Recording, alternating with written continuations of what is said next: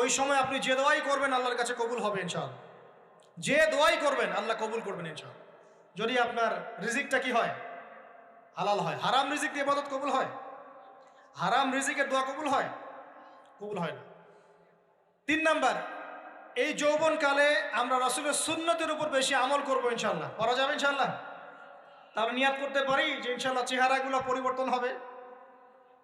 চেহারা পরিবর্তন মানে কি? হ্যাঁ, রাখা যাবে না? এখনো গজায় নাই?